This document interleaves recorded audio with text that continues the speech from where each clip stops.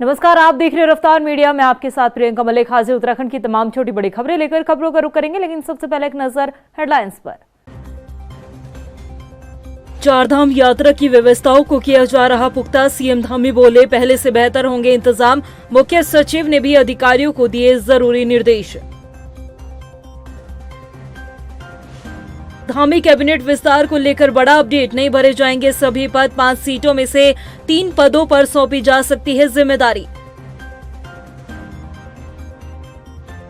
दल बदल के मुद्दे पर पूर्व सीएम हरीश रावत का बयान, 2016 में कांग्रेस छोड़ बीजेपी ज्वाइन करने वालों पर साधा निशाना, कहा आज तक हो रही उन नेताओं की अनदेखी। देवप्रयाग में हुए दर्दनाक हादसे में गुमशुदा 5 लोगों की मौत, अलकनंदा नदी में गिरी थी कार, एसडीआरएफ ने मृतकों की पुष्टि। हेडलाइंस के बाद बुलेटिन में खबरें विस्तार से। उत्तराखंड में 30 अप्रैल से चारधाम यात्रा शुरू होने जा रही है। ऐसे में सीएम पुष्कर सिंह धामी ने कहा है कि इस बार चारधाम यात्रा के लिए पिछली बार से और बेहतर व्यवस्थाएं की जा रही है। सरकार की कोशिश है कि राज्य में आने वाले किसी भी श्रद्धालु को बिना दर्शन किए वापस ना जाना पड़े। सीएम पुष्कर सिंह धामी ने कहा है कि राज्य सरकार चारधाम यात्रा को और बेहतर बनाने के लिए स्टेक होल्डर्स से भी बात कर रही है। सभी के सहयोग से चारधाम यात्रा पहले से और बेहतर होगी। चारधाम यात्रा को लेकर सभी तैयारियां हमारी लगभग पूरी हो चुकी हैं और लगातार समीक्षाएं हो रही हैं। हमारा प्रयास है कि सभी जो यात्रा को संचालित करने वाले हमारे स्टेक होल्डर्स हैं, उन सभी से संवाद स्थापित करके और जहां भी यात्रा में किसी प्रकार की अगर उसको विस्तार की आवश्यकता पड़ती है या कोई और काम करना पड़ता है तो हम वो सब काम लगातार करेंगे, लगातार संवाद बनाएंगे। आने वाले श्रद्धालुओं को, तीर्थयात्रियों को यात्रा में किसी प्रकार का कठिनाइयों का सामना न करना पड़े, उनकी सुरक्षा भी हो। और साथ ही साथ जो हमारे होटल व्यवसायी हैं, टैक्सी वाले हैं, हमारे टूर गाइड हैं, हमारे तीर्थ पुरोहित हैं, जो भी लोग यात्रा को संचालित करते हैं, उन सब का काम चलना चाहिए। और उसके निमित्त उत्तराखंड आने वाले प्रत्येक श्रद्धालु को उत्तराखंड में हम यात्रा कराएंगे। वहीं चारधाम यात्रा की तैयारियों को लेकर मुख्य सचिव आनंद बर्धन ने भी अधिकारियों के साथ बैठक की। उन्होंने अधिकारियों को चारधाम यात्रा की सभी व्यवस्थाओं को पुख्ता करने के निर्देश दिए। इसके साथ ही यात्रा से पहले सभी यात्रा मार्गों को दुरुस्त करने की भी बात कही है। वहीं बैठक के दौरान मुख्य सचिव ने उन 4 अधिकारियों से भी यात्रा व्यवस्थाओं को लेकर फीडबैक लिया है, जिनको जिम्मेदारी सौंपी गई थी। इसके साथ ही यात्रा पंजीकरण स्थलों में स्वास्थ्य जांच केंद्रों की संख्या बढ़ाए जाने के भी निर्देश दिए हैं। वहीं राज्य में उपनल कर्मचारियों को नियमित करने के लिए भी सरकार ने नए सिरे से कोशिश शुरू कर दी है। सीएम पुष्कर सिंह धामी ने कहा है कि उपनल कर्मचारियों ने राज्य के अलग अलग विभागों में महत्वपूर्ण सेवाएं दी है। ऐसे में उनके नियमितीकरण और बेहतर भविष्य के लिए सरकार लगातार प्रयास कर रही है। लंबे समय से उपनल कर्मचारी हमारे अपने नियमितीकरण के लिए और सेवाओं के लिए संघर्षरत रहे हैं, उनका बड़ा योगदान है। इसलिए अभी पिछले दिनों 3 साल सरकार के पूरे होने के उपलक्ष्य में मैंने घोषणा की थी कि उनके लिए एक ठोस नीति बनाकर उनके नियमितीकरण की प्रक्रिया को आगे बढ़ाया जाएगा, समयबद्ध तरीके से उसको पूरा किया जाएगा। हम उस दिशा में काम करेंगे। देहरादून में डॉक्टर भीमराव अंबेडकर जयंती के मौके पर सम्मान अभियान कार्यक्रम का आयोजन किया गया, जिसमें सीएम पुष्कर सिंह धामी शामिल हुए। मुख्यमंत्री ने बाबा साहब डॉक्टर भीमराव अंबेडकर को नमन करते हुए कहा है कि बाबा साहब की 135वीं जयंती के मौके पर सम्मान अभियान राष्ट्र के प्रति उनके योगदान को याद करना और उनके विचारों को फिर से दोहराने में मददगार साबित होगा। सीएम पुष्कर सिंह धामी ने कहा है कि बाबा साहब ने अपने विचारों, ज्ञान और धैर्य से देश को नई दिशा प्रदान की है। तमाम प्रकार की चुनौतियों का उन्होंने सामना किया और देश को सामाजिक समरसता और एकता का मंत्र देने का काम बाबा साहब ने किया। और बाबा साहब के सपनों को साकार रूप देने का काम आज देश के प्रधानमंत्री आदरणीय मोदी जी कर रहे हैं और लगातार उन सभी सपनों को साकार कर रहे हैं जो बाबा साहब के सपनों में थे। और लगातार देश उसी दिशा में आगे बढ़ रहा है, सामाजिक समरसता की ओर। उत्तराखंड में तो बाबा साहब ने जो संविधान बनाते समय संविधान के अनुच्छेद 44 में समान नागरिक संहिता इसका प्रावधान किया था, वो देवभूमि उत्तराखंड में उसकी शुरुआत हुई। धामी कैबिनेट में खाली पड़ी 5 कुर्सियों को भरा जाना है, लेकिन अभी तक कोई सुगबुगाहट दिखाई नहीं दे रही है। हालांकि सूत्रों के हवाले से खबर के मुताबिक धामी मंत्रिमंडल में 5 जो खाली पद पड़े हुए हैं, उनमें से सिर्फ 3 सीटों पर ही जिम्मेदारी सौंपी जानी है। बाकी 2 कुर्सियों को फिलहाल खाली ही रखा जाएगा। आखिर कौन से वो जो नाम है जो कैबिनेट विस्तार के लिए और कैबिनेट की रेस में सबसे आगे चल रहे हैं, आइए आपको इस रिपोर्ट में दिखाते हैं। धामी कैबिनेट विस्तार का इंतजार, सूत्रों के हवाले से खबर, नहीं भरे जाएंगे सभी पद। 5 में से 3 सीटें भरी जाएंगी, 2 पद रहेंगे खाली। उत्तराखंड में धामी कैबिनेट का विस्तार होना है। लंबे समय से इसका इंतजार बरकरार है। पहले जहां धामी मंत्रिमंडल में 4 पद खाली थे, तो वहीं हाल ही में प्रेमचंद अग्रवाल के इस्तीफे के बाद एक और कुर्सी खाली होते ही कैबिनेट में 5 पद खाली हो गए। उम्मीद है कि 5 सीटों को भरा जाए, लेकिन सूत्रों के हवाले से जो खबर सामने आ रही है, उसके मुताबिक धामी कैबिनेट में 5 सीटों में से सिर्फ 3 सीटों को ही भरा जाएगा। बाकी 2 कुर्सियां खाली रहने वाली हैं। हालांकि विधायक टकटकी लगाए बैठे हैं। मंत्री पद की चाह रखने वाले विधायक अपना सपना पूरा होते देखना चाहते हैं। ऐसा है, वैसे तो माननीय मुख्यमंत्री जी का विशेष अधिकार है, लेकिन मंत्रिमंडल जल्द ही अपने स्वरूप में आएगा, क्योंकि ऑलरेडी हमारे पास जो है 4-5 सीट्स हैं जिनको भरा जाना है, और समय भी अब जो है बहुत ज़्यादा नहीं रहा है। बहुत सारे ऐसे कार्य होते हैं तो पर्टिकुलर प्रोटोकॉल मिलता है तो कार्य में हमारी गति मिलती है। तो विकास कार्य अच्छे से हो और प्रदेश उसमें प्रगति करे, तरक्की करे, उसके लिए बहुत ज़रूरी है कि मंत्रिमंडल बने और समय से बने। धामी कैबिनेट में किसे जगह मिलेगी, फिलहाल उन चेहरों पर मुहर तो नहीं लगी। हालांकि सियासी गलियारों में कुछ नाम जरूर घूम रहे हैं। दरअसल धामी कैबिनेट में जातीय समीकरण साधना चुनौती है। गढ़वाल से किसी ताकतवर विधायक को कैबिनेट में लाया जा सकता है। कैबिनेट में पुराने और नए चेहरे का समन्वय बनाने की कोशिश हो सकती है। चर्चाओं में जो नाम चल रहे हैं, उसके मुताबिक मुन्ना सिंह चौहान, विनोद चमोली, खजान दास, मदन कौशिक, आशा नौटियाल, बिशन सिंह चौफाल। कोशिश होगी कि हर जिले से एक विधायक मंत्रिमंडल में शामिल किया जा सके। अब क्योंकि आगे 2027 चुनाव में भी बीजेपी को जाना है, ऐसे में इस बात से भी इनकार नहीं किया जा सकता कि धामी कैबिनेट का विस्तार 27 को टारगेट करते हुए किया जाएगा, ताकि बीजेपी जातीय और क्षेत्रीय समीकरण को साधते हुए आगे बढ़ सके और 27 में पार्टी को इसका फायदा मिल सके। लेकिन देखना होगा कि धामी कैबिनेट विस्तार के लिए आखिर और कितना इंतजार करना पड़ता है। रफ्तार मीडिया के लिए देहरादून से आशीष तिवारी के साथ ब्यूरो रिपोर्ट। उत्तराखंड कांग्रेस के प्रदेश अध्यक्ष करण महारा ने अपने 3 साल का कार्यकाल पूरा होने पर अपना अनुभव साझा किया।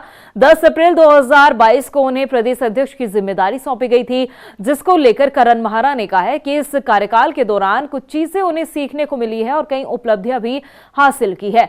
चाहे फिर 2 उपचुनाव, मंगलौर और बद्रीनाथ में जीत हो, या फिर जनता से जुड़े मुद्दों को लेकर राज्य में आवाज उठाने वाली हो। मुझे बने हुए जुम्मे 2-3 महीने हुए थे और चंपावत में हम बहुत बुरी तरीके से हारे थे। वहाँ से अपने जिलाध्यक्षों की मदद से, कार्यकर्ताओं की वजह से, कुछ ऐसे लोगों की मदद से जो लगातार पार्टी का पक्ष रखते रहे हैं। सुजाता दी सामने बैठी हैं, लगातार कांग्रेस की तरफ से कुछ ना कुछ वो देती रहती हैं, इस तरीके के लोग। और उसका नतीजा ये हुआ कि हम बागेश्वर तक पहुँचे, और बागेश्वर में जब उपचुनाव हुआ, एक मृदुभाषी और बीजेपी का एक पुराना नेता और बड़ा मंत्री चंदन राम जी की मृत्यु हुई थी, और उनकी बीवी पत्नी जो है, उनकी पत्नी चुनाव लड़ रही थी। उस चुनाव में हमने 10,000 की लीड को कवर किया, और कुछ कमियां रही। हम आर्थिक रूप से मदद उतनी नहीं कर पाए जितना हमको करना चाहिए था, और हम बमुश्किल 2,000 वोटों के आसपास उस चुनाव को हारे। सबक मिला। उसके बाद पार्टी के कार्यकर्ताओं की मेहनत और हिम्मत से हरिद्वार से केदारनाथ तक की यात्रा की, जब बुराड़ी में केदारनाथ मंदिर बनाना और QR कोड के माध्यम से लूट हो रही थी, उसमें हम जीते और बुराड़ी का मंदिर रुका और QR कोड इत्यादि जो समस्याएं थी उनका निदान हुआ।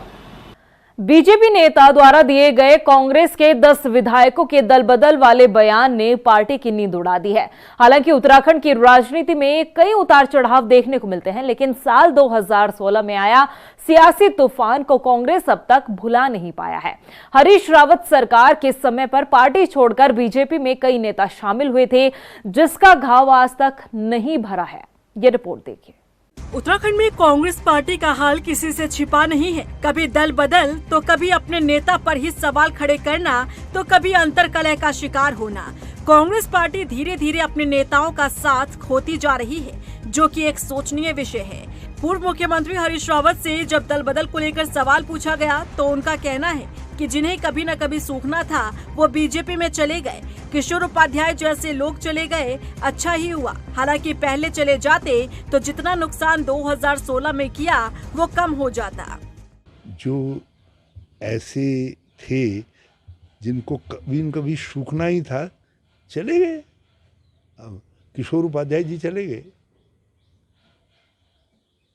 अच्छा हुआ। बल्कि कुछ पहले चले जाते तो जितना नुकसान 2016 में किया उन्होंने, वो नुकसान जरा कम हो जाता। कांग्रेस पार्टी छोड़कर बीजेपी का दामन थामने वाले नेता मथुरादत्त जोशी का कहना है कि कोई भी व्यक्ति अगर किसी पार्टी से जुड़ रहा है तो वो अपनी आत्मसंतुष्टि के लिए जाता है। 2016 में जिन 9 लोगों ने कांग्रेस पार्टी को अलविदा कहा था, वो सभी आज मंत्री पद पर है। हरीश रावत उन्हें मंत्री बनाने को तैयार ही नहीं थे।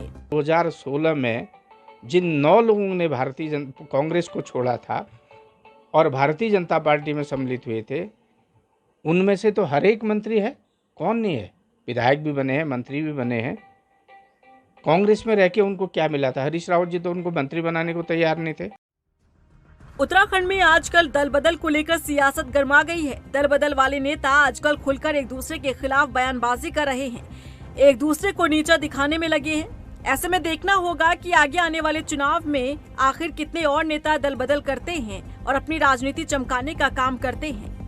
रफ्तार मीडिया के लिए देहरादून से सुशांत सिंह की रिपोर्ट।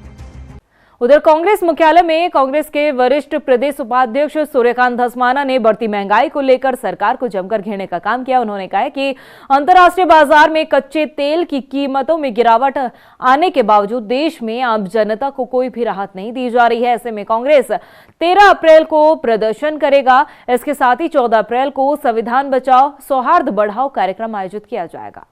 देखिए, पूरे प्रदेश में और पूरे देश में जिस प्रकार से महंगाई बढ़ी है, लगातार राज्य की सरकार और केंद्र की सरकार एक के बाद एक प्रहार महंगाई के मामले में जनता के ऊपर कर रही है। प्रदेश सरकार ने बिजली की कीमतें बढ़ा दी, पिछले दिनों रोडवेज की किराया बढ़ाया था, उससे पहले अस्पतालों में जो फीस है वो बढ़ाई थी। तो राज्य में राज्य की सरकार और केंद्र की सरकार जिस तरह से रसोई गैस की कीमत बढ़ाई गई, 50 रुपये गैस का सिलेंडर रसोई गैस का, और इसी प्रकार से पेट्रोल डीजल की कीमतों में राहत देनी चाहिए थी। कच्चे तेल की अंतर्राष्ट्रीय कीमतें लगातार गिर रही हैं। सरकार ने बजाय जनता को राहत देने के 2 रुपये एक्साइज पेट्रोल में, 2 रुपये एक्साइज डीजल में बढ़ा दिया। उधर मंगलौर पहुंचे उत्तराखंड वक्फ बोर्ड के अध्यक्ष शादाब शम्स ने वक्फ बोर्ड में हुए संशोधन पर बड़ा बयान दिया है। उन्होंने कहा है कि इस बिल से मुसलमानों को डरने की जरूरत नहीं है, क्योंकि कानून उनकी भलाई के लाया गया है। उन्होंने कहा है कि कुछ चुनिंदा लोग हैं जो इस कानून का विरोध कर रहे हैं, जबकि गरीब तबके के मुसलमानों ने इसका स्वागत किया है।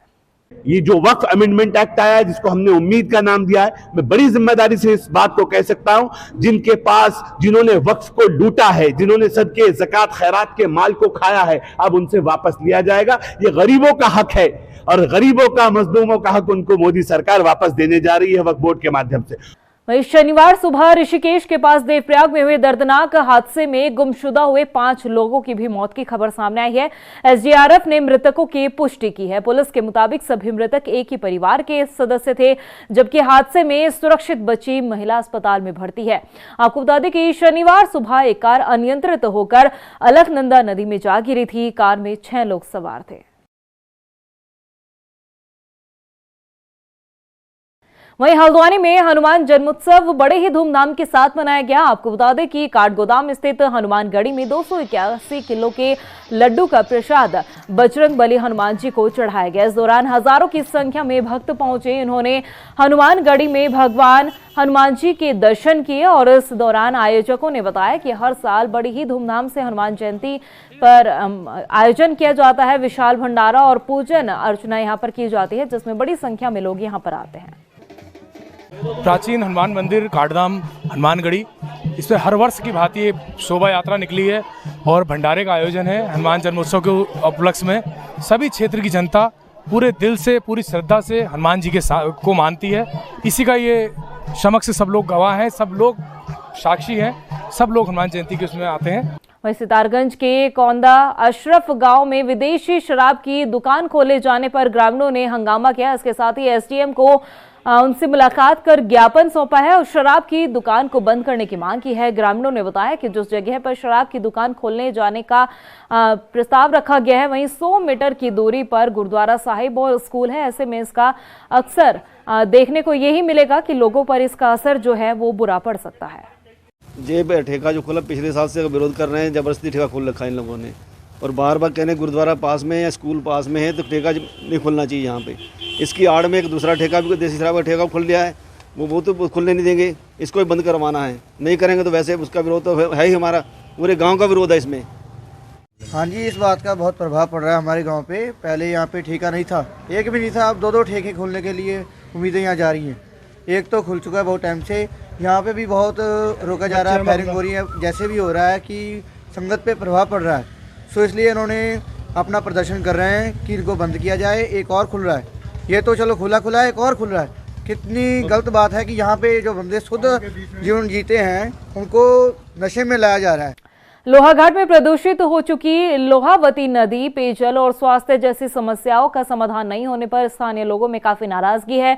आलम यह है कि व्यवस्थाओं को दुरुस्त करने के लिए स्थानीय लोगों ने जन आंदोलन की तैयारी शुरू कर दी। आपको बता दें कि लोहाघाट संघर्ष समिति क्षेत्र में लोगों का समर्थन जुटाते हुए नजर आ रही है, ताकि आने वाले दिनों में बड़े आंदोलन के जरिए क्षेत्र की समस्याओं को पुरजोर तरीके से उठाया जा सके। में लगातार जो समस्याएं हो रही है, चाहे पानी की हो, चाहे भुगतान की हो, चाहे अस्पताल में डॉक्टर की हो, उस समस्याओं को लेकर हम लोगों ने एक विचार बनाया है कि लोहाघाट के सभी नागरिकों को लेकर संघर्ष समिति का गठन किया जाए और जो कि पूर्ण रूप से गैर राजनीतिक होगा। उसका कोई राजनीतिक उद्देश्य नहीं है, बस लोहाघाट की मूलभूत समस्याओं को हम उसके माध्यम से हल करना चाहते हैं।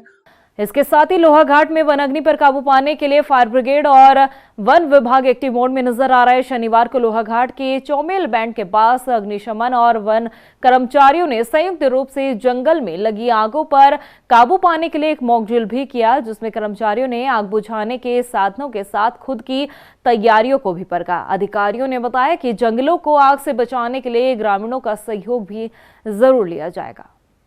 और प्रदेश की खबरों में इतना ही, फिर हाजिर होंगे कुछ और खास खबरों के साथ। तब तक के लिए मुझे दे इजाजत, लेकिन जाने से पहले एक नजर हेडलाइंस पर। नमस्कार। चारधाम यात्रा की व्यवस्थाओं को किया जा रहा पुख्ता, सीएम धामी बोले पहले से बेहतर होंगे इंतजाम। मुख्य सचिव ने भी अधिकारियों को दिए जरूरी निर्देश। धामी कैबिनेट विस्तार को लेकर बड़ा अपडेट, नहीं भरे जाएंगे सभी पद, 5 सीटों में से 3 पदों पर सौंपी जा सकती है जिम्मेदारी। दल बदल के मुद्दे पर पूर्व सीएम हरीश रावत का बयान, 2016 में कांग्रेस छोड़ बीजेपी ज्वाइन करने वालों पर साधा निशाना, कहा आज तक हो रही उन नेताओं की अनदेखी। देवप्रयाग में हुए दर्दनाक हादसे में गुमशुदा 5 लोगों की मौत, अलकनंदा नदी में गिरी थी कार, एसडीआरएफ ने मृतकों की पुष्टि।